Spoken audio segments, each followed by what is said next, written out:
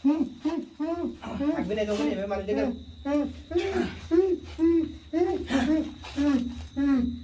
এভাবে মানুষ দেখে ভয় দিবে বল না বল না কেন কথা বলছিস এই জঙ্গল ছেড়ে যাবে না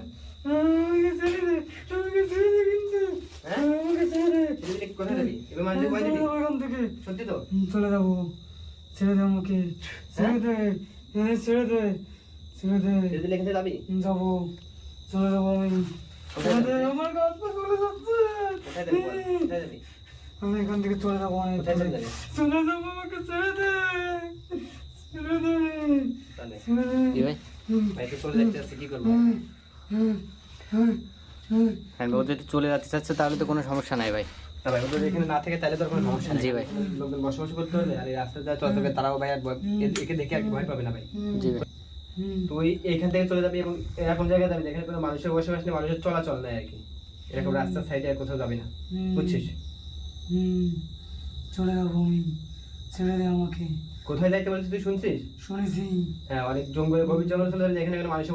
বসবাস নেই কোনো মানুষের চলাচল নেই সেরকম জায়গায় চলে যাবি ছেড়ে দে আমাকে আমি চলে যাচ্ছি কোথায় যাইতে ছেড়ে বলছিস দে শুনছিস আমাকে। শুনেছি আমি তুই তোর স্যারের তো অবশ্যই দিব আমি যেটা বলছি সেটা শোন কোথায় যাবি তুই চলে যাবো অনেক দূরে চলে যাবো আমাকে ছেড়ে দে আগুন থেকে আমাকে বাঁচা আমাকে ছেড়ে দে আমাকে চলে যাচ্ছে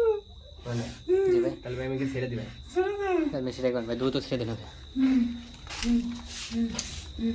বুঝলে কেটে দিচ্ছে এখান থেকে বেরো যা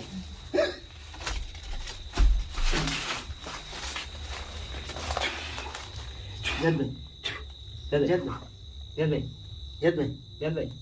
জাত ভাই এই জাত ভাই জাত ভাই ঠিক আছে না ভাই জাত ভাই ভাই ভাই এই ঘরের ভিতরে আস্তে আস্তে ভাই এই ঘরের ভিতরে কি করছিস ভাই